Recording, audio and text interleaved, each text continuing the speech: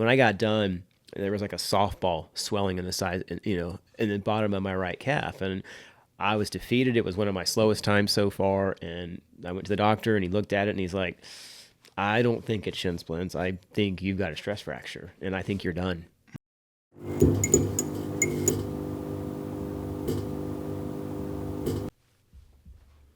Jake Dunne, I have been looking forward to this. Thank you for coming on. Oh my gosh, me too. And I appreciate the earlier time slot, but I would have come in the middle of the night if you would have asked. That's very nice of you. You're on quite the whirlwind right now and in popular demand. How's it feel?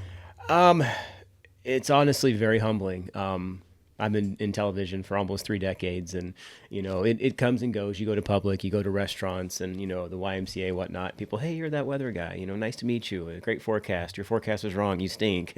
But this has been new, and I mean, I think we started garnering a lot of interest. We've been planning this for over 1.5 years, the Great World Race, and there was some interest at first, and people kind of, yeah, maybe they'll do it, maybe they won't. And then as we got closer, and then once we did it, I mean, just the interest. And during the 7 races, there was actually a live stream, a Twitch feed. And Wichita, Kansas, there were 60 people running from around the country. Wichita, Kansas had the highest viewership. I mean, they were watching middle of the night here. And I've come back. I've had requests. I do school talks. I've had requests for selfies with teachers at the YMCA. They want selfies. I mean, it's very humbling, but I absolutely love this community. I freaking love this community and their support. Something I've really noticed over the last few years, the Wichita running community is really strong. So that doesn't surprise me that Wichita or Kansas had the highest viewership. And I've been a runner for quite some time now, and I've lived in a few other places, and I will say that, yeah, the running community here is second to none, and it's very competitive because we have a lot of strong runners here, but it's also very supportive, and we have so many running groups. I mean, like we've got TJ's running that I coach, and we're a nonprofit. Of course, there's Run Wichita. They've been around forever. And then recently we've had all these new ones pop up, like Fortune 88, Run 316, Run 6. There's very similar there. But and I love it because it's really the younger crowd too. And I love to see these younger kids in their teens and 20s and 30s meeting to run instead of meeting at the bars or whatnot. I love it. Yeah, that's a great point. Go ahead. I was going to say, how old were you when you ran your first marathon? That's the funny question. My first marathon was about 2 years ago. Whoa. Yeah, I've been a half marathon guy, and the reason I love the half marathon's 13.1 miles. If you play, we just did one. Did you? Yeah. The Prairie Fire. Yeah, we did the Prairie Fire. Congratulations. Thank you. Now, real quickly, how did you ever feel like you hit the wall, like your body was just okay? And that's your first one, so I get that. But when most people talk about a marathon, they talk about the wall, and that's usually around mile 18 to 20, somewhere in there. And basically what the wall is you're out of calories. Your body has expended every calorie you've consumed, whether it was the night before or that morning. And next thing it's going to do is like, okay, I'm going to go to fat storage and start using those calories. A lot of runners don't have a lot of fat storage. The final thing it does, it starts eating its own muscles, catabolism. And that's when you cramp up and really want to just stop. I have a hard time with nutrition. If you run marathons, you have to do gels and goos to get through the wall. And I struggle with those. I get nauseous. So I've done marathons recently. In fact, the funny thing is I did 7 in 7 days. Before that, I had done 6 total in my life. Wow. Yeah. So I'm a half. I love the half because I don't need any nutrition during the half. Pedal to the metal for 13 miles. Well, 13.1. What you were able to achieve is really extraordinary, completing the Great World Race, and with an injury a little over midway through and finding a way to push through. It's a good reminder what the human body is capable of if you really put your mind to something and want it bad enough. Take me to when that happened, and what were you thinking? So it was race number 5, which was in this beautiful little town in Portugal. We were about 30 minutes from the Rock of Gibraltar, and this lovely little town, they came out and they were so excited that we had international athletes there. It was the best weather we had. We ran in Antarctica, which was awful. We ran in Perth, Australia, and it was 95 degrees. So it was low 60s, breezy, right there near the ocean, the Atlantic Ocean. and it was the flattest course we had. And so everybody's real excited. Everybody's like, we're going to have some good times, and it's marathon number 5. We're over the halfway point, and I'm cruising along, not super fast, but I've got a nice little pace. And then somewhere around mile 13 to 15, I started getting this pain shooting up my right shin. And I've never had shin splints before. So I thought, ooh, maybe this is it. But normally I think they say it's usually both shins that get them. And it just got worse and worse. And I noticed people just kept, I'm getting passed one by one. And it got to the point where I had to kind of walk, stretch, jog, walk, stretch. When I got done, there was like a softball swelling in the side, in the bottom of my right calf. And I was defeated. It was one of my slowest times so far. And I went to the doctor and he looked at it and he's like, I don't think it's shin splints. I think you've got a stress fracture and I think you're done. And he saw the defeat on my face and he's like, but we understand that this is most likely a once-in-a-lifetime opportunity, and you've worked hard for this, so we'll help you get through it if you want to. So it was pain meds, and it was taping, and it was ice, and it was compression, and I had a really good sleep on the plane over to Cartagena, Colombia, which is number 6, and he taped me up, and I flat out flew through that one, and ended up taking 3rd place out of 60 on a stress fracture. It started hurting towards the end, and then we had a very short flight to Miami. I didn't get the rest or the recovery I needed, and the 7th one was very painful. I mean, that was extremely painful. Wow. Getting through that 7th one, the being back on home soil, you probably just thought, I just caution to the wind and just finish this at all costs. And that's what it was. My daughter was there from college. She came there. My wife was there. Some of our TJ's running group runners were there. Jennifer with ICT SOS and Shelby, the charity we were working with, they were there. So there was no way I wasn't going to finish. But I would say of all of the runners, somewhere between 80 and 90% were dealing with something. A calf strain, a sore knee, something. I mean, you do that kind of mileage and you don't have your own bed to sleep in, your own normal recovery methods, something's going to happen. So I wasn't alone. I mean, there are other people dealing with some pretty stuff, but there's just no way. I mean, I was defeated in Portugal, and I posted on social media. I'm like, that's probably it, and if that's it, that's okay.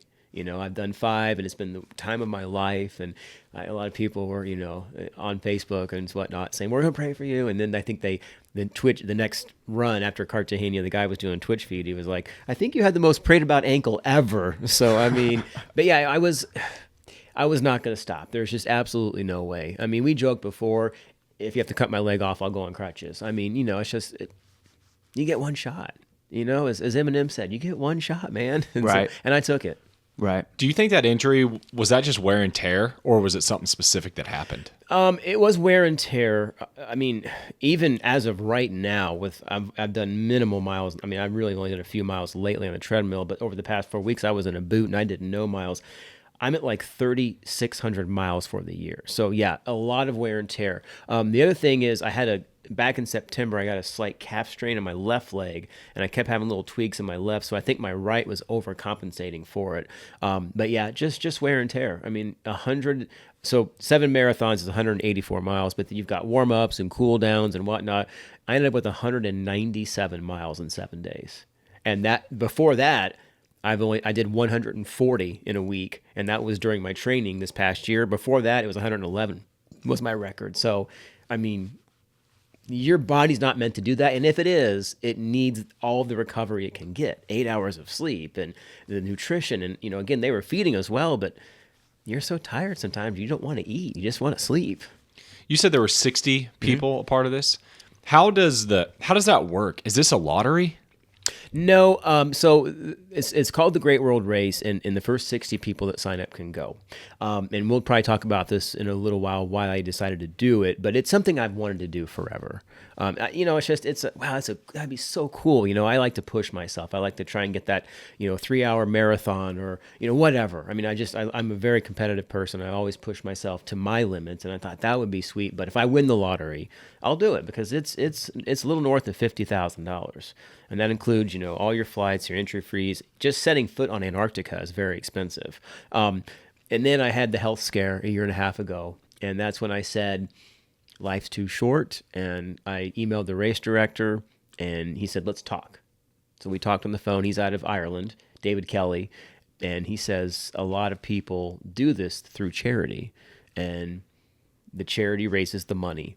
And so they get an international stage to promote themselves and talk about their cause and their awareness.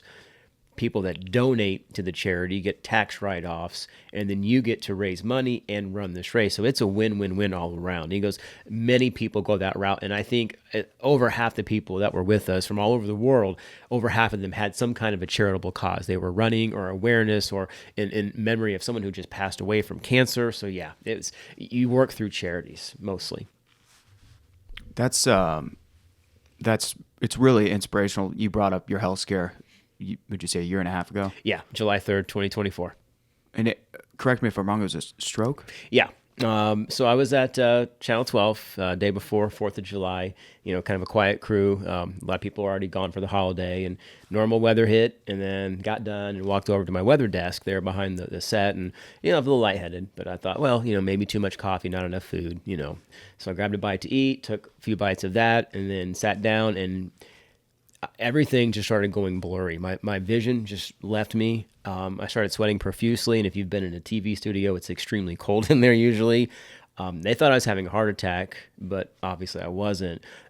Started vomiting profusely. I didn't know where I was, and I still had my microphone on and my IFB, and I said, I need help. And they were like, what's going on? Is your computer broken? I'm like, no, call an ambulance. I think I might be dying. So they called the ambulance, and they're like, no, definite stroke symptoms. So they took me to Wesley, put me in the neurotrauma unit. And when people think of stroke, we all think of right versus left, right? One side's weaker, and that's what happens with a typical stroke. I had what's called a TIA, or a mini stroke. It's in the rear, so you don't have that right versus left, but it basically is a blockage in the back of your brain there. Or blood vessels back there have a blockage, so you're losing that blood flow and whatnot to the brain. Wow. Looking back on that now to finishing the Great World Race, how do you feel? I mean, honestly, I thought that was it when I was in the studio. I mean, I thought, he's calling me home. And I was like, wow. I mean, and when you have that happen in your life, I mean, I didn't see the light or anything like that, but I didn't know at the time. I mean, I was like, what's happening? I just did a weather segment. It was fine, no signs of anything, and then now I'm on the floor, covered in sweat, can't see, I couldn't walk for a couple of days. When you go through something like that, you realize that life truly is short, and tomorrow is promised to no one. So very fragile too. Absolutely. How old are you? I'm a brand new 50. Wow. So, wow. And that was the thing too. And for the longest time, so they took the MRIs and the CAT scans, and they couldn't find proof of a TIA. Usually, okay, well, the MRI will show some scarring in the brain where it happened, and they couldn't find that. And for a while, we weren't sure. Then I changed PCPs, primary care physicians, and I got a new doctor, and saw her for the first time, and she said, "You absolutely had a stroke because the exact same thing happened to me." And people think that, oh, I'm in my 40s and I'm very healthy and I eat, pretty well and I run a lot. I'm immune to that. No, that's not how it works. She's like, sometimes it's hereditary.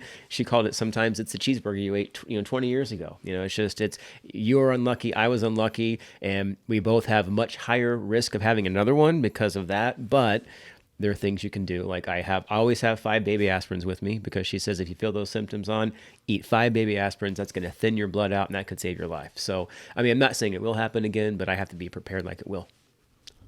That's a great reminder to appreciate every day that you're healthy. Absolutely. We often take it for granted, but that's a great reminder. Yeah, you had a great saying on a previous pod about health where you have like 100 problems. Yeah. There's a saying where everybody's got 1,000,000 problems until they have a health problem, and they have one problem. Yeah, I like that. I mean, I don't like it, but I completely understand it. Yeah, it's true. Everything kind of just, goes astray. Yeah, the mortgage, the stress. It's just like, wait a minute. Wow. I mean, this is it. This could be life or death. So, yeah, I totally agree with that statement 100%. It's really amazing what you've done. Take me to, was your first race in Antarctica, was that race 1? It was supposed to be. So how it works is we all had to get to Cape Town, South Africa for a few days of, just kind of acclimation, get some rest before the craziness. We had meetings, what we could do, what we can't do, food, all that stuff, logistics. And we were supposed to we were supposed to fly to Antarctica, because it's only about a 5-hour flight from where we were, run that marathon, and then come right back to Cape Town and run that one. But it was too warm. Well, most people don't realize Antarctica, there's no permanent structures there. There's no roads, there's no runways, there's no buildings. It's all temporary housing, and the runway is ice. And they were having a warm spell, so the runway got very slushy. You can't land on slush. So they postponed it, and for a minute they thought we might have to just skip Antarctica because we can't land there. And then they had this cold front come through, and everything froze up like that. And that made the race miserable, but we were able to land there. So we ended up doing Cape Town first, but we learned this about 6 hours before. So we're all ready to pack up the cold gear, go on the plane to Antarctica, but then you're going to be running a race in 75 degrees, right? Next to the ocean. So it threw us a curveball, but they told us before when you signed up, it said, expect the unexpected. We can change things on a dime. All the races have an 8-hour time limit unless we say otherwise because of weather or something. So when that happened in Antarctica, they had to cut it down to like 6 hours. Is there like a research station there? Where do you land? And do you run with tennis shoes in Antarctica? So that was a good question. A lot of us had too. Do we run in spikes, which aren't that comfortable? Do you run in trail shoes? And the answer we got was no, because it's usually, so it's like it's a lot of ice and snow. And so we were at a place called Wolf's Fang, and there's research there and there's military there. And again, it's all temporary housing, like units and whatnot. There's also like these temporary hotels where people pay lots of money just to stay overnight. The cool fact we got is that even today, the number of feet that have been on that continent is in the thousands. Of the billions and billions and billions of people that have been on this planet, thousands of people have set foot in Antarctica. So we actually, I can show you a picture later, but we landed, and there's nothing there. I mean, I kind of felt like, have you seen Rocky IV? Yeah, where he fights Drago? Yeah, it's kind of, you're flying into the middle of nothing. I mean, it's just, you see what looks like rocks, but these are actually 5,000-6,000 foot mountains, but they're buried in 4,000 feet of ice. And then they bring the snowmobile, they bring the runway up to them. We had this big old plane, this big 747 just out in the middle of nowhere. And then, snowmobiles to take us to where we started. And at the base camp there, that's where we started. So it was a loop. So you did it's like a 2.6 mile loop. And at the halfway point, there was a little aid station, but the water kept freezing. And so they had to serve us hot chocolate. That was our aid station. Wow. So a lot of people, as we got back to the starting line where some of the temporary barracks were, people would go in and warm up and get some water and, gel, goo, whatever you wanted in there, because everything just kept freezing up. When we started, it was 9 degrees, but the wind chill was about -20 to -30 because there's no trees there. There's nothing. And we called it the right turn. We had about a 3/4 mile run right into the wind. And it was the most miserable thing I could ever explain. I mean, I've practiced in conditions like that here. We get that here. But you might run for 30 or 45 minutes out in that, not 5 hours. It was awesome being there, but I have nightmares about that race. You're relatively close to the coast of Antarctica, right? Correct. What's Antarctica like? Can you see any Earth? Is it all just ice and snow? The only thing you can see, again, are the tops of the mountains where we were. Now, there are some spots, I believe, that are closer to South America, Chile, that I think are a little barren. You can see actually like Earth or some, places like that. But no, where we were, it was all ice. And again, where we were, it was about at least 2,000 to 4,000 feet thick, if not higher in spots. Wow. Yeah, it's just ice. And it's really cool ice, too. It's like this bluish green color. It's really cool. You see any animals? No, not there. Nothing. There's nothing there. There's nothing there. As you get closer to the coast, you do see penguins and whatnot, but nah, nothing. Wow. Yeah. Because I was going to say, I thought there were penguins out there because I've read I don't know if you've heard the story of the Endurance, the ship that sunk. It was like early 1800s, I believe. No, haven't. And they all survived. The captain and crew of the ship. It was expedition, and they sunk. The pressure of the ice. They got stuck in ice, and the pressure cracked their ship, and it sunk. Oh my gosh. And it's one of the greatest survival stories in human history, and I think they survived off like penguins and things like that until they eventually got found. But yeah, just Antarctica is such a fascinating place. As a meteorologist, what'd you think of the climate? Again, it was it was extremely dry. I mean, the air is so dry. It kind of stung when you were going to that wind. It's so dry. It's almost like little needles hitting your face. And several people got frostbite. I didn't. Was it sunny? Yes, it was, and we ran at 12:30 in the morning or at night or whatever you want to call it. Whoa. And the sun was just because they're going into their summer season, so basically, kind of like Alaska, in our summer, the sun just kind of does a big loop in the sky. It literally, when we landed, it was around midnight, and the sun was just barely below the horizon, and then as we started, it just came right up, and we are thankful for that because that little bit of sun helped out. So, it's just, I mean, I really wish more people could go see it. Because it is absolutely, I would like to go back and enjoy it. I mean, during the race I was miserable, and after we had this big breakfast buffet we could eat from, but we couldn't stay there very long, so we had to we were already running behind, so we had to get back on the plane, get back to Cape Town, and keep moving forward. But breathtaking. I'll never forget it. What were the cities from each? Now, I don't think Antarctica has a city. No. But what were the cities from the 6 other continents that you ran in? Okay, so the Africa one was Cape Town. And, South Africa is the country. Obviously, Africa is the continent. Perth, Australia was number 3. And then we went to a place called Abu Dhabi, which is a beautiful up and coming. A lot of people have heard of Dubai. It's kind of like mini Dubai. Saudi Arabia? Yeah. No. It's in the United, UAE. Yeah, UAE, United Arab Emirates. So that was your Asia one. You're just barely into Asia. That one was like being in a movie. And I do know that one of the Mission Impossibles was filmed there at the airport. So that was kind of cool. And then I just watched the new Brad Pitt F1 movie. They also had parts from Abu Dhabi there. That was really neat. There's just an astronomical amount of money there. Yes. They do the UFC at Abu Dhabi. Yeah, They do. And there's like a F1 where there it is a lot of money, and it's weird because you have these like 100-story tall buildings, and they're just monstrosities, and next to like these old temples. Is it desert?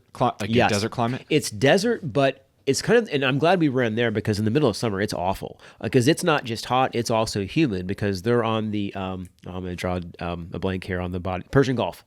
So they get the humidity from the Gulf. So when we ran, it was in the low to mid 80s, but it was kind of muggy. So it's kind of like a little mix of Phoenix and Miami. And that was a tough one too. It's also very hazy that day because there was just no wind. So it was very hazy and a lot of salt in the air too. So that kind of made it hard to breathe. So that was that. And then again, we mentioned Portugal, a little tiny town called Faro. We had to make some last minute changes, and I know the race director had a friend there, and we actually ran, again, it was a little tiny town south of Faro, Altura, a little tiny town called Altura, a little on the ocean there. Cartagena, Colombia, that was South America, and then good old Miami was number 7 in the USA. Wow, how cool. Take me to what a normal day looks like if there is such a thing as a normal day. During that race, I can't really explain because honestly, the days and the nights bled together because some races we started in the morning, but what morning? Was it the morning in Kansas? Was it the morning where we were yesterday? Was it? So time became irrelevant. I mean, it honestly did. I would say that the basic routine was we got on the plane and they told us before there was no Wi-Fi. And I was like, wait, what? How does the plane not have Wi-Fi? This plane is beautiful. So it was custom fitted to where every chair was like a first class, reclined all the way to a bed, privacies, stuff like that. So it was it was a custom plane. And that's where you're sleeping. That's where you're sleeping, yes. And you could recline and sleep in a bed with everything, these nice cushion pillows and blankets. So you had that. But what it didn't have was Wi-Fi. I'm going, well, wait, why? Because they had a rule. You sleep. You don't talk. You're not on your phone. You're not on a computer. You sleep. So we took off, and as soon as we got to 10,000 feet, they fed us. And maybe it was breakfast, maybe it was lunch, dinner, but they fed us. And then once that was done, lights out. And most people slept. I think the longest one we had was, Perth. From Cape Town to Perth was like 11 hours. And that was really cool because I see you guys are Chiefs fans. I'm a big Broncos fan, by the way. Yeah, congrats. Thanks. Yeah. Okay. So we landed in Perth on Monday morning. And as soon as we landed, I was able to turn on the end of the Chiefs-Broncos game. It was wow. Sunday afternoon here, but it was Monday morning there. Gotta remind us. Sorry, I had to bring that up. And so we slept for, 5, 6, 7, 8 hours. And then 2 hours before we landed, they woke us up, fed us again. And then you landed, bus to where we were going to run. And if you were one of the first ones done, then you got some extra time to chill, walk around maybe, take a shower, whatever you want to do. And they fed us there, bus, plane, repeat, do it all over again. So, but again, as far as most of the time, I didn't know what day or what date it was, let alone the time. You just kind of lose track. Are these all Americans? And what's the male to female ratio? Male to female ratio, I would say 80-20, maybe 75-25. No, it was mostly Americans and Europeans. There were several Canadians. There were a couple guys from the Middle East, a couple from Turkey, a lot of Europeans, if I said that. So this number blew my mind when I got home. So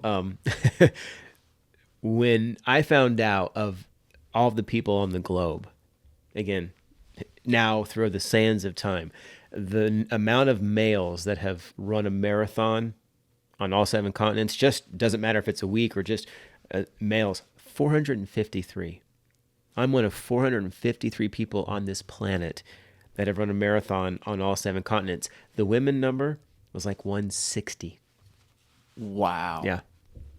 So that kind of like that, when I heard that number, I was like, I knew it was going to be a small number, but I honestly thought thousands. Are there any repeat customers?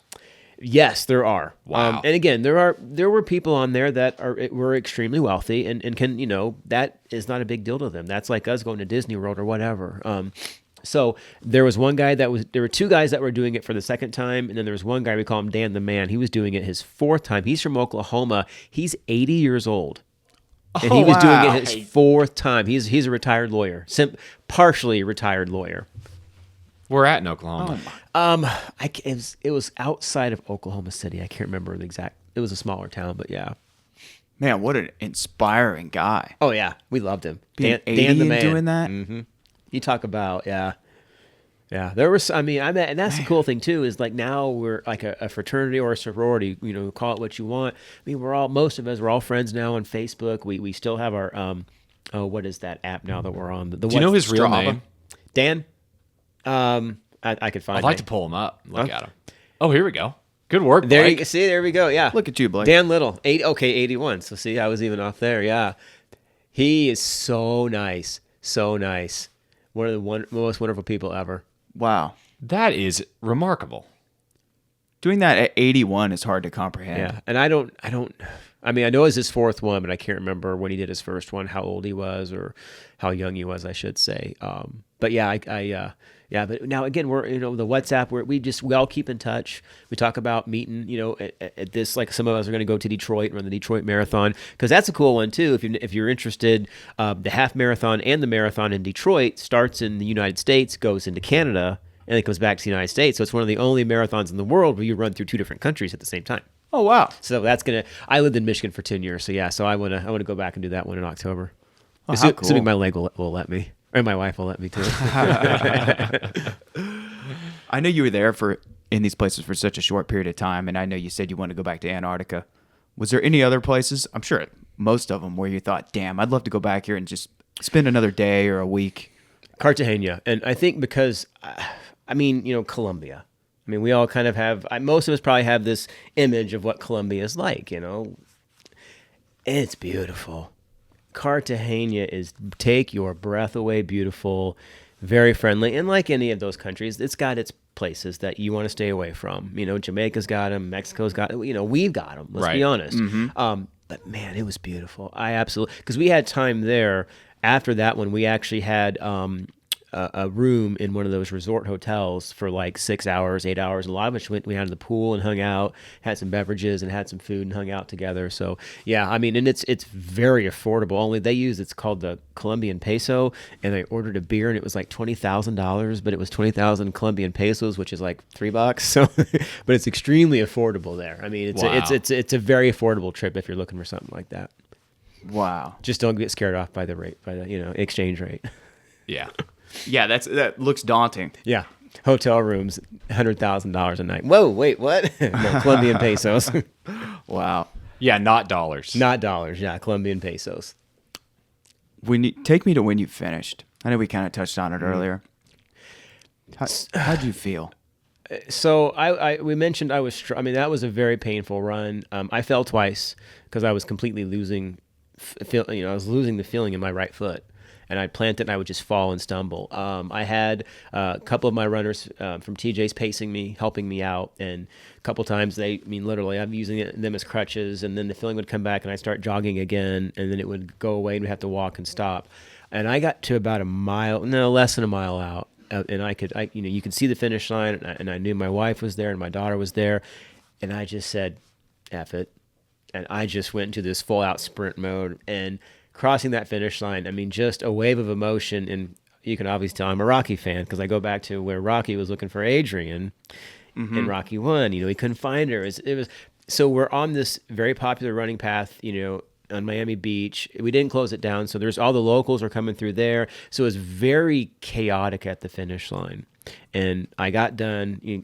Everybody gets the ribbon banner when you finish, and then they come over. The Twitch feed guy is interviewing you. The race director comes over, gives you. So there's a lot going on, and I just wanted to find my wife and daughter, and I finally found them. And maybe you can find the picture here. Just the three of us just hugging. I mean, just embracing, and I'll never forget that. I mean, the only thing that's missing, my son wasn't there. He couldn't make it. He just started a new job. So, but that was euphoric.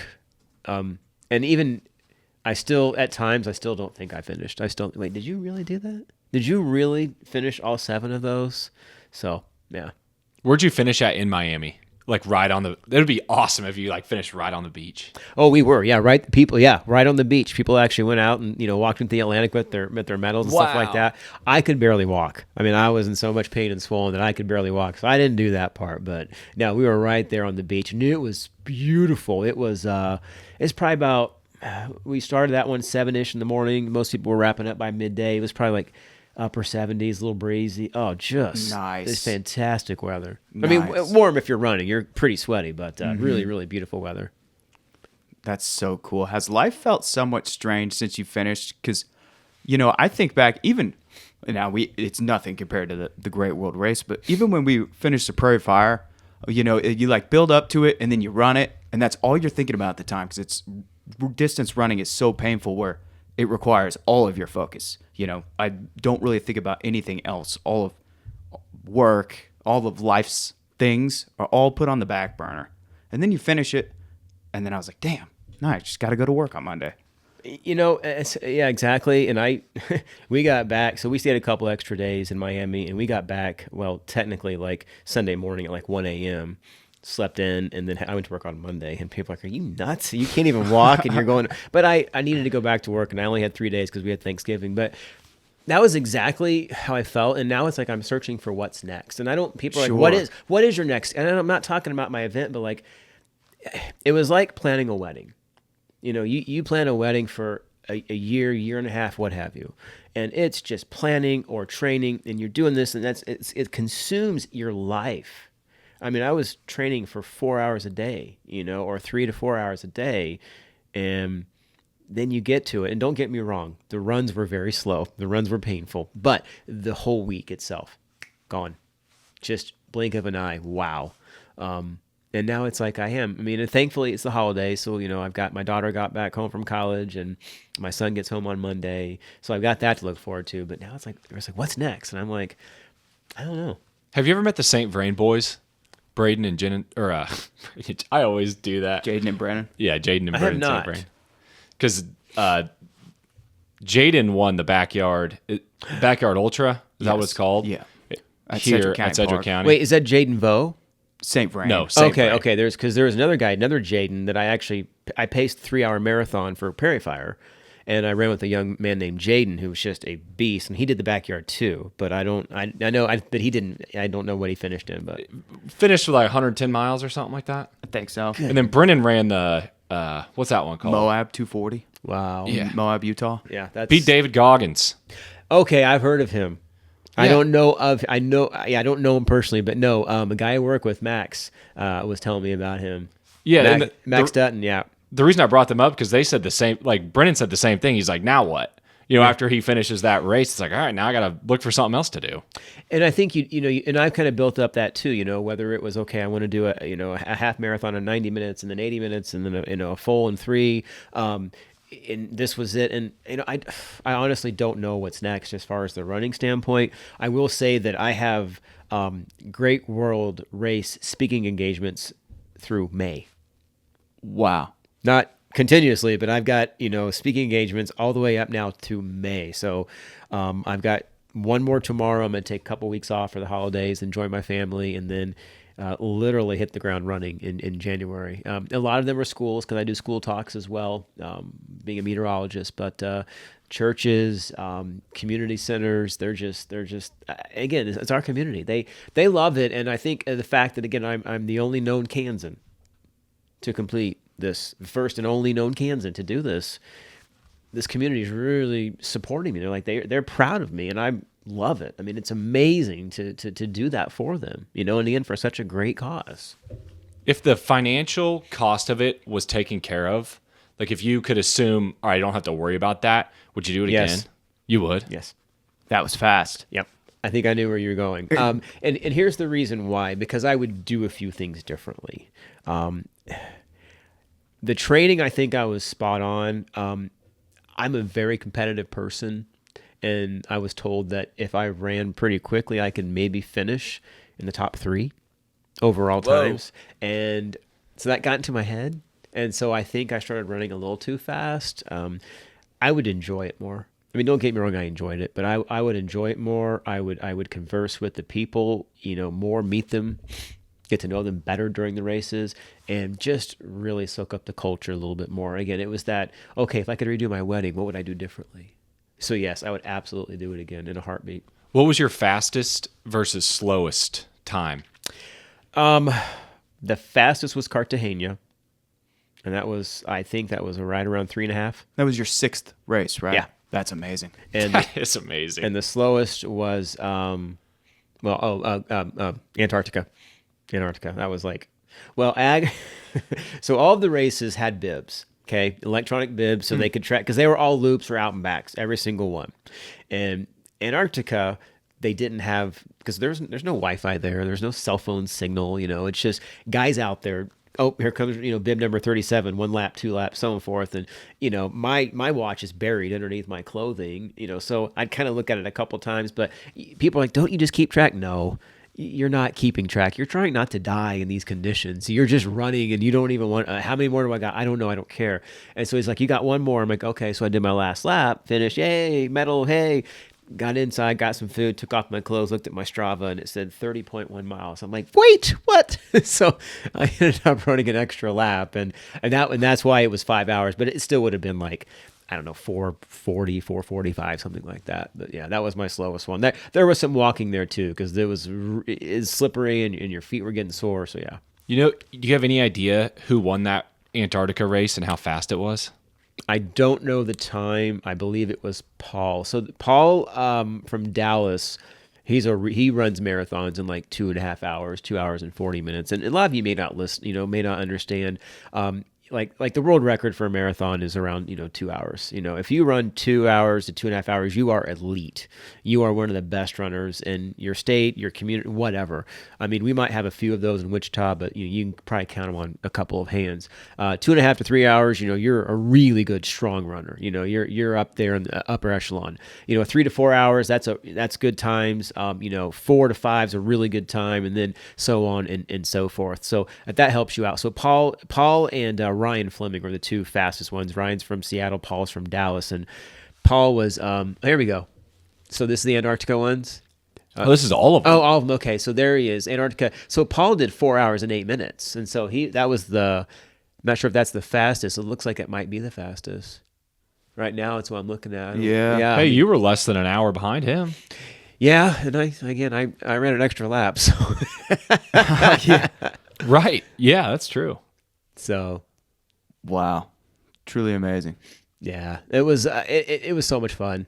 And yeah, Paul had some really good times. And look, and Paul's North America won 3:09. I mean, and again, we all probably discussed that if you went out and ran one marathon, these were about 30 to 45, if not 60 minutes slower, because you feel like you're running at a 7-minute pace and you're running at like a 9-minute pace. I mean, it's just your body is tired. And for him to do a 3:09 marathon after 6. That looked like his fastest. Yeah, that was his. Yeah, I believe that was. That's incredible.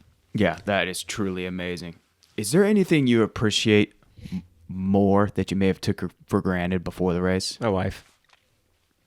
She, when I got out of the hospital, and I came home, my daughter and I are good friends, and I said, "Hey, Dad's got a crazy idea." I didn't tell my wife yet. I said, "What do you think?" My daughter was like, "That's amazing, and I know you can do it, and I know you will do it." Because I had no idea at the time, financing, and I asked my wife, and she gave me that. Literally, you were in the hospital like a week ago. You know, you couldn't walk, you couldn't see out of your right eye, and you want to do this, but she knows. She's followed me all throughout the country in this television craziness we've done, and she said, "Look, I understand for the next year and a half, you're going to be training a lot. I'm not going to see you Saturday and Sunday mornings. You're going to get up. I'm going to have coffee by myself." And then, you know, she gave up so much for me to train. And now that, you know, I got back home and just, she said, "You have to promise me you're going to back off. I'm not saying you have to stop running, but you need to back off." And I think that's maybe why I got the stress fracture, because I had to slow down. And we've connected in ways we haven't, and we've been married for almost 25 years. So it's not like I don't love her, but I realize the sacrifices that she makes for me in my running career. I really, truly see those now. That's great. How did you get connected with ICT SOS? So I have my compadre, Tony Brown, who most people, you know he's one of the biggest, brightest, best runners in the city. He's been doing all kinds of crazy things. He started doing what he calls running for a cause. And this was maybe 5 years ago. And I didn't know Tony at the time. And I'm working one of my morning shows on television, and I get this email. It says, "Hey, Jake, I just heard you talk about running. You know, my name's Tony Brown. I'd like to meet you sometime." And I answered him right away. It's like, "Oh, great." And he's like, "I'm doing this David Goggins challenge, the 4x4x48. Mm-hmm. Okay, so you run 4 miles every 4 hours for 48 hours. Like, come out and meet me." So I met him, explained what he's doing, and I got hooked. So, so Tony and I, we've got TJ's running together. And I met Jen, and Jen is one of the most amazing people ever. And we started doing dumb things for her to raise money.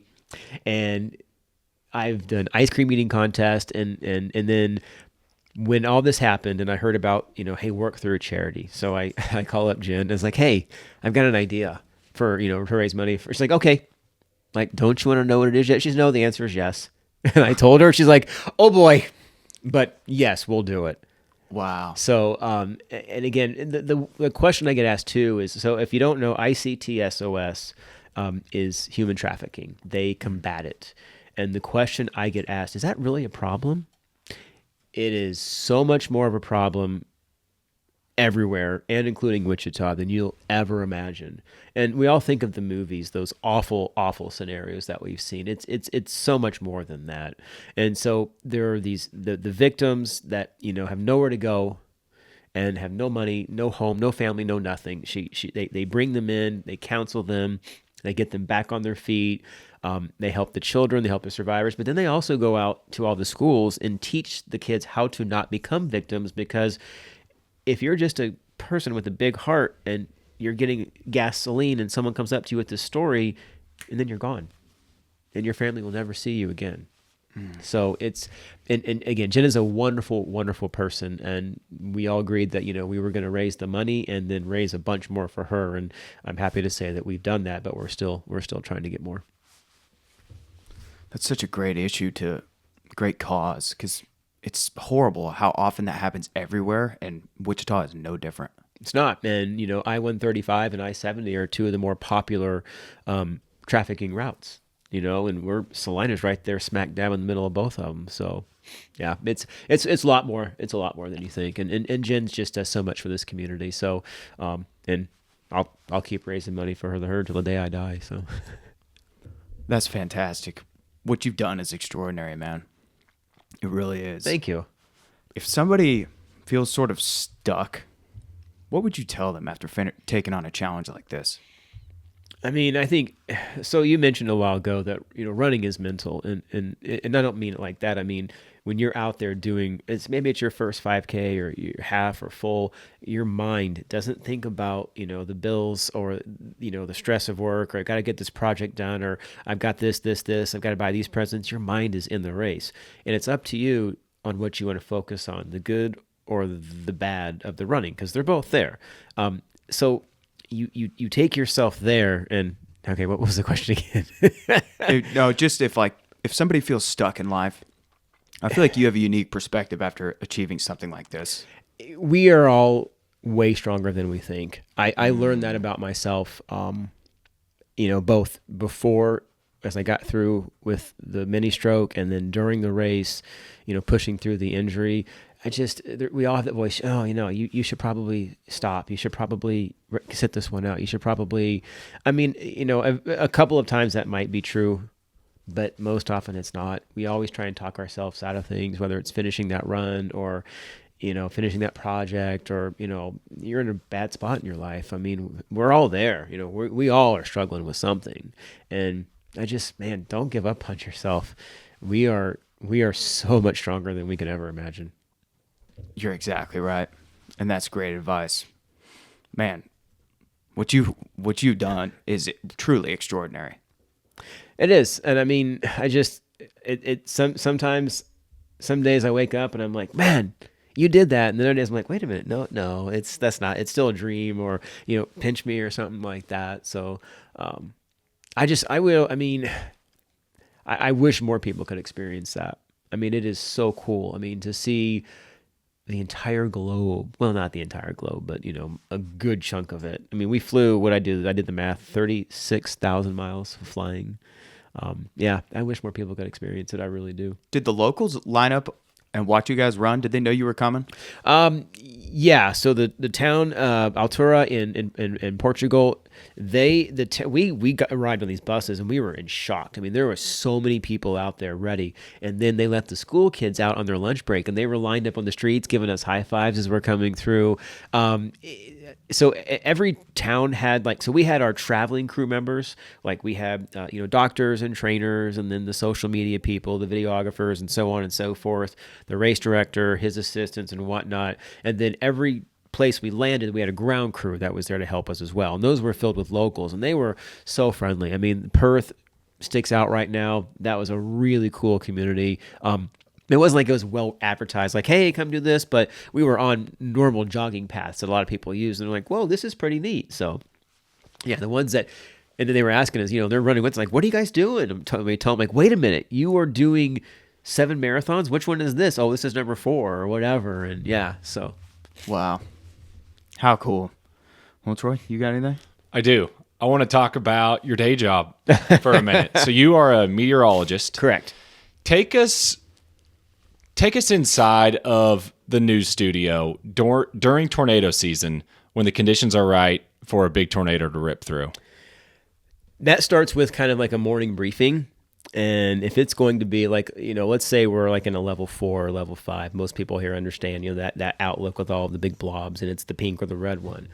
Starts with the morning briefing, because usually the tornadoes aren't happening in the morning, and it's all hands on deck. So basically everyone's on call, whether it's a reporter, an editor, a director, we're all on call, anchors, because we don't know what could happen. And, prime example, Andover. I mean, that ended up being a... Were you working during that tornado? It was a Friday, so I was off. I mean, because I did the morning show, and I was done by midday, and then I was actually... Because we have 7 meteorologists, and, I was off the clock, so I actually watched from home, and then thought about going out, but I didn't. But that's a case where most people on that shift, that second shift, afternoon, evening, probably worked, through the night and ended up working 10, 15, 20 hours. So you get the heads up, but it's all hands on deck. And then we have our team plan. And, my shift, I work the morning show, so I don't get a lot of bad weather. Usually I come in, Ross and I trade the baton at 1 a.m. and 1 p.m. So I come in around 1 a.m. and relieve him, and I call that mop-up duty. That's usually the thunderstorms are dying out, but, still they can pack a little bit of punch. And so I didn't have that opportunity, but we've got 7 people. So usually when it's an afternoon one, I get those off because I got to come in, that night and finish up. But I would say the best way is controlled chaos, and it's teamwork. And, it's us at the station and the people at the National Weather Service, because in a situation like that, and I'll even go to say it to the other guys, the other TV stations, I mean, our goal is to save lives. Our goal is to save lives. And if we can get that life-saving information out, and it still boggles my mind, thankfully, there was not one fatality in Andover, because that was a Friday evening, and so many people were out photographing that. How big was that tornado? EF3. And when I saw, so I was actually at a neighbor's house. He was having a backyard party, and I started getting text messages and video. I'm like, oh my gosh. And I saw the video from inside the YMCA, and my heart sunk. I'm like, how many people are going to die? How many people are we going to lose from this one? And I didn't work because I was at home. I couldn't go to sleep, checking my phone, and I was up because I went into work Thursday night, Friday morning. I was up for over 24 hours, and when we got there's no fatalities. I was like, You're talking about the Andover tornado that hit just a couple years ago. And we call it Andover 2. Okay, because when you first started this, Andover 1, I thought you were talking about that one, which I remember as well. That was also a Friday. Because that was the one people say. What I've loved weather since I was a child. If you grew up in Kansas and you have it in your blood, this is the best place to study weather, because it's insane here. It's going to be 75 degrees on Christmas Day. know. I mean, so Isn't that wild? it is. I mean, and that'll be the warmest one ever. But everywhere you live, don't just wait 5 minutes. It'll change. No, that's Kansas. You can't say that in Michigan. You can't say that in Florida. I mean, that's a Kansas thing. Maybe Oklahoma. And so that one, the Andover first one was April 26, 1991. I was a freshman in high school, running a track meet in Hutch, coming back and glued to the television set, watching Merrill Teller. And that, obviously, we lost a lot of people that night, and that broke my heart. And that was when I kind of decided I want to do this. I want to make a difference. I want to try and help people and save people. But yeah, that one was an F5. That one was a monster. which is how big in width? I don't guesstimate. Again, the strength is based on the wind speed and the damage. You can have a relatively narrow, F4, F5, and you can have a really big F2. So, usually bigger means stronger, but not all the times. I want to say it was at least a mile wide, the Andover number 1. It's hard to put that in perspective. Like, it's hard to think of that in your mind, how big, like if you were to look upon the horizon, Well, how much space that's going to take. I mean, Wichita is built on the grid system, so most of our main roads are a Right. mile apart. So if you're a West Sider, okay, the difference between 13th and 21st, that's a mile. Or the difference between Ridge Road and Tyler, or out, Rock Road and Webb Road, that's a mile. So think about that, and think about everything in that path. The destruction. Yeah. So, and the biggest one ever was El Reno, Oklahoma, and that was, what, 2 2.2 mile? Whoa. Yeah. How big was Greensburg? What year was Greensburg? 2007. So, Were you working that one? No, I was in Michigan watching that one online. The thing about Greensburg, so they changed the scale in 2005. So before it was the F scale, the Fujita scale, and that was based on damage, but they didn't take into account how the structure was built. So a barn that was built last year was in essence the same as a barn that was built 100 years ago that's no one touched. No, the barn 100 years ago, an F0 may wipe that one out, where the one that was built last year, it might take more of an F3. So they said, we got to start taking into account how well the structures were built, how healthy the trees were, so on and so forth. So it became the enhanced Fujita scale in 2005. The very first EF5 was Greensburg. So it took 2 years after they changed the scale. It took 2 years to get the first EF5, and that was Greensburg. Also, a Friday night. Wow. What is the perfect condition for a tornado? I mean, so you have to have the 4 things: heat, cold, dry, and moist. And why we are in Tornado Alley, because those 4 elements are most likely to come together here. So you have to have those. But we call it also that you want to be in a situation like that, the triple point, where you've got the low pressure, and then you've got like the warm front separating, the humid and the warm air from the humid and the cool air, and then you've got the cold front, warm versus hot, and then the dry line, dry versus humid, and you have that triple point right there. you see that, and then you see, again, extreme humidity on one side, extreme dry weather on the other side, really good winds upstairs, what we call shear. A lot of things got to come together. Thankfully, tornadoes are very hard to form. I mean, extremely hard to form a tornado. If you have to have those 4 things and a million others, but if you don't start with those 4 basic air masses, it won't happen. That makes sense because, and correct me if I'm wrong, but during like late spring, early summer when it's tornado time, it's usually warmer during the day, and then you suddenly get a gust of wind that's cold, and it kind of feels like, okay, we could be in for it tonight. Yeah, because that's what's inside that tornado. It's taking all those air masses and spinning them into one. So, I mean, this is a true story. So we had Andover 1, and then Andover 2. The conditions, I mean, it was weird because, again, they were 3 days apart, the 26th and the 29th, but they were both on a Friday. But that Friday morning for Andover 2, I just had this eerie feeling. I mean, it was just the air you could wear, I call it, outside, just, clouds, but we knew they would break open. And once they did, the temperature skyrockets. So that's the heat part. And I went to that morning briefing and I said, I've got a very bad feeling about today. I was like, this reminds me of the first Andover. And everybody kind of was like, whoa, wait, a couple of people said, maybe Jake's, being the drama guy, or, I'm like, I did not envision that. I honestly thought we'd have a big tornado, but it'd be a little bit farther north. But sometimes, and again, it's like a sixth sense. I mean, you do something for long enough, and you start to see things, and you start to remember them, and patterns. How would you know it's a little farther north? What do you know that makes you think that? Forecast models are telling us where that triple point's going to be. Where we're going to see those air masses most likely colliding all at one time, if that makes sense. And it was a little bit. So the thing about Andover Part 2 is that one formed along the dry line, but it was, if you remember, a lot of the activity was earlier in the day, afternoon, early evening. And then we had this big lull where not much was happening. And then the dry line started coming through Wichita, and it just popped all by itself. It had all of the elements. What's a dry line? So the dry line is the difference between the humidity and the dry air. And when that comes through, you know it, because it'll be like super humid and sweaty, and then this big gust of wind comes in from the west, and the humidity just drops like a rock. It doesn't always make it to Wichita. Usually it stops somewhere between Dodge City and Kingman or whatever. Sometimes it'll make it all the way here, but if you'll know, and that's kind of what you're talking about too, the cold front and or the dry line, that comes through. It just, the air changes so dramatically. It does. You can feel it. Yeah, absolutely. Wow. I have two more questions on this, because I just love that stuff. How far in advance do you know of the risky days? I would say I'd say 7 to 10 days. We kind of get that's interesting.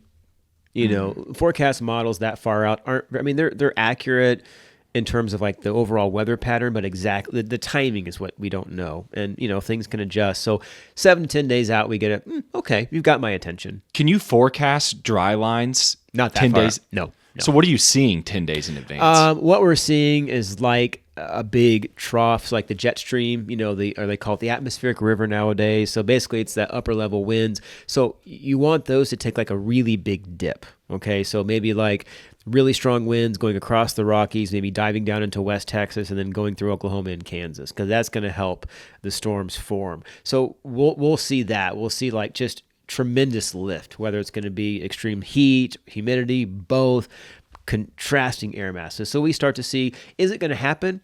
Maybe. But if we see that, it's got our attention. And then we start getting to like days 4 through 8. And then the Storm Prediction Center will start doing their, outlooks. And, they'll do like 30% chance or 15% chance, which is the equivalent to a slight risk or enhanced risk or a level 2 or 3. So that's that. And then we get to days 3 and closer. And now we've got a really good idea. And that's when you'll start seeing levels 1 through 5. Okay. And then I'd say by 36 hours away, we've got a really good idea. And that's when we start raising it. Hey, this is going to be a really big event. This is a weather alert day. If you're traveling, make sure you've got backup plans. If you don't have a basement, make sure you have a shelter to get to, stuff like that. If we see that kind of an event, which again, thankfully they don't happen very often. I mean, we've talked about 3 over the course of 35 years. Yeah. It's 3 big ones locally. Yeah, 3 big ones. Yeah, we get a lot of Kansas, and that's the other thing too, I'll say real quick. Tornado Alley is not shifting. It's not shifting. every time you do the averages of tornadoes, whether it's 10 years, 30 years, whatever, Kansas is always number 2.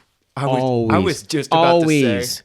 I was just about to say it. I was like, it seems like Tornado Alley's shifting. I always thought that. I really did. They're, Because Tennessee and Arkansas, but maybe it's just you just see more. They're getting more tornadoes than they normally do, but their numbers are still much lower than ours. Okay, and the thing too is we get a lot of EF0s, EF1s that don't get the coverage because maybe they're on the ground for 5 minutes or whatever, and they don't do anything. We're sparsely populated compared to those areas, so a tornado there is a higher chance of hitting something just because of that. But no, we're always number 2. Texas is always 1 because it's so ding dang big, right? And Oklahoma's always 3. Wow, that's good to know. When you said it, the line between Dodge and Kingman, does it pick back up east of Wichita? Because we have a lake cabin out in the Flint Hills, it's outside of Eureka, Kansas, in Greenwood County. And that high school, I think, has been hit 3 times in our lives. Well, again, remember, so the dry line will help it. The dry line can stop and tornadoes will keep going, but that's going to help them form. I'll bring up the Keeper of the Plains. Since the Keeper of the Plains has gone up, we have not had a tornado touchdown west of the Arkansas River. I think there's something to it. I'm not joking. If you look, there's been, and even West Wichita and West Sedgwick County in general has had very few tornadoes, drop down throughout the history. But there's been some, but not since the Keeper went up. It's very strange.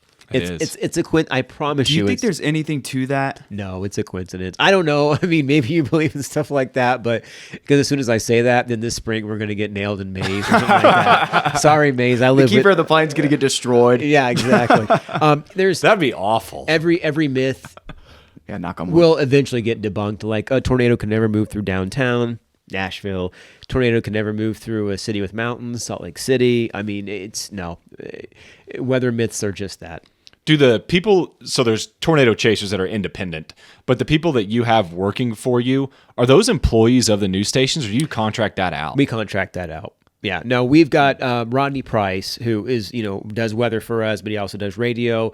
He is a storm chaser, and he will go out in our own vehicle. But we've got a few others, like Scott Roberts, to name, that's the first name that comes to mind. And a few others. They work independently, but they work for us. So they will give us the video first, and then if it's big enough, we'll let others whatnot. But no, yeah. My last tornado question for you. If a tornado is barreling down on the news station, do you guys just sign off and go downstairs, or do you have something downstairs where you can pick it back up? We will be on TV as long as possible, and then if there is imminent danger, no, we'll go take shelter until it's finished. There have been TV stations that have been hit and have not. Sure. Yeah. Whoa. Oh God, there was one in Texas year and a half ago, maybe. They were. No one, thankfully, was injured, but they got hit pretty good. I mean, the Weather Center was there was like a big, they showed pictures, just sky, but the Weather Center is crazy. We would stay on till probably, I would say 5 minutes, and then we would go get shelter. Wow. It's part of the job. Yeah. It is. Wow. Do you look forward to tornadoes? Not obviously the destruction and everything is awful, but do you kind of look forward to it? I do. I tell people, I talk to kids often, school kids, and I tell them, it's like, hey, do you guys have brothers and sisters? Yeah. Do you love them? Yes, you love your brothers and sisters, but you also kind of, they make you mad. It's my relationship with tornado. Tornadoes are beautiful. They are the most powerful thing on this planet. They are incredible. But I just hate what they do. I helped clean up, I volunteered to clean up Andover Part 2, and remember hugging a lady. Her house was hit by both of them. We're just hugging, crying. So it breaks your heart. It does. But if they could just form and just not move, like out in the middle, because they really, if you've never seen one in person, you need to. I know, I have not, and I want to so bad. You need to. I never have. Yeah, the power is extraordinary. It really is. It's take your breath away, and that's snakes terrify me. Spiders scare me. Tornadoes don't. I can't explain it. I cannot explain it. There's just something majestic about tornadoes. And I know what they can do. They're almost just extraterrestrial. Yeah. I don't know. And and the power that they have, can you fathom taking a broomstick and pushing it through a cement wall? My brain doesn't compute that. But wind can do that. Wind can take a broomstick, which is a soft wood, and push it through a cement wall. How does that happen? How does that physically happen? How does it take a wheat shock and push it through a telephone pole? Or take a cow and throw it a country mile. Yeah. Or more. Well, no, and correct me if I'm wrong, the first Andover one, there was a missing horse that was found in a pool unharmed like a half a mile away from its owner. Wow. Yeah. I mean, I'm pretty sure that's the one, but I mean, you see, yeah, it's these crazy stories. And then how does a kitchen get demolished, but there's a carton of eggs untouched on a shelf? We don't know what's going on inside of a tornado. And have you seen the Joplin Netflix documentary? I don't think so. Watch it. It's really, really good. But there is a group of people that claim that they were inside and survived. I don't know, because Joplin's an F5, and winds are 200 miles per hour. Not only is there flying debris in there that can impale you, just rip you to shreds. I mean, you see what it does to cars. It mangles. Yeah, there we go. Thank you. That's the 91 tornado. Yeah, that's Andover Part 1. Yeah. Andover, Kansas, 1991. Nice That is job. ridiculous. Yeah. Horse standing in somebody's pool. Yeah. A tree. Yeah, and blown down right and next again, to it. I believe unharmed. I mean, not a scratch on the thing.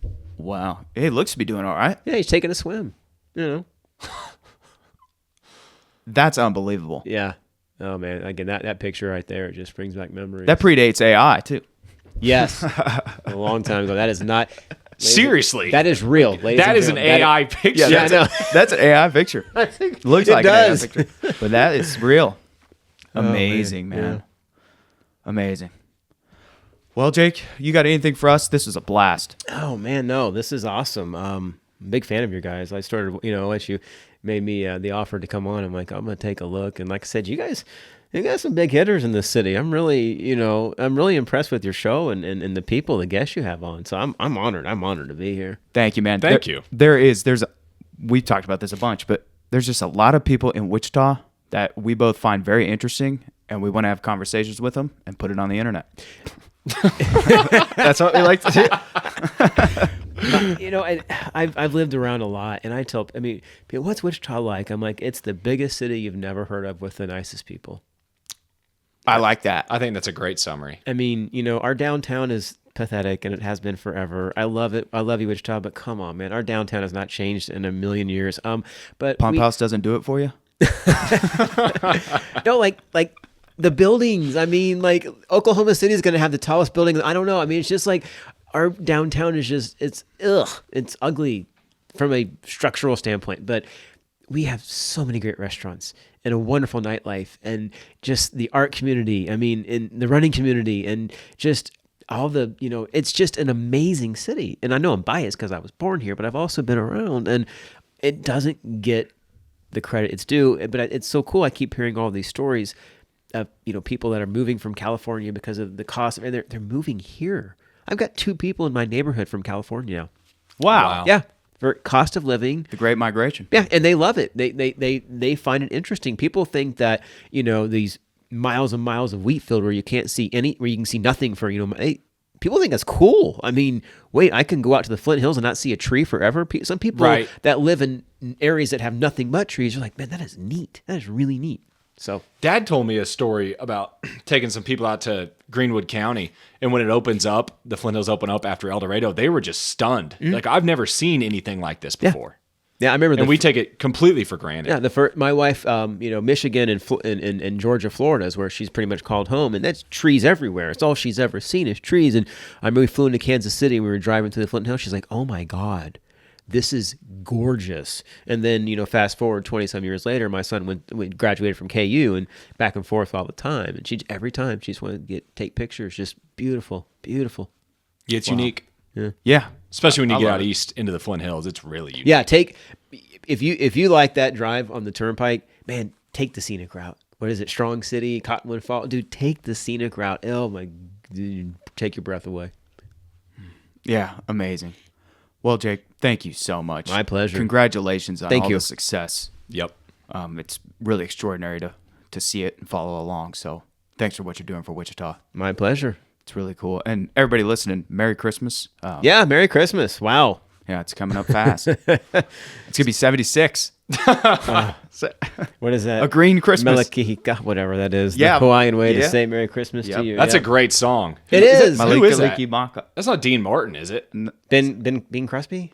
It might be Bing Crosby. Is it Bing Crosby? We're gonna Somebody- find out. We're gonna find out in 2 Somebody seconds. from that. We're gonna get roasted. Well, 'cause it's- that's like on my mom's side. That's like their favorite Well, song. it's at from Christmas. obviously Christmas Sounds Vacation. like Dean Martin, I think. Yeah. I mean, it's the pool, the pool scene. I couldn't tell you the name of it. And I couldn't tell you how to spell it either. No, just Hawaiian Christmas song. I don't know if that's right. Bing Crosby. Bing Crosby. Bing Crosby, Nailed that's it. Yep. No, Yep. 1950. Great song. Yeah. Yep. Again, made famous by Christmas Vacation. Great movie. Well, awesome, sir. Well, thank you Thank so you. This was a much. treat. Yeah. This was a blast. I'll come back anytime. You just let me know. Awesome. Thank you, sir. Yep.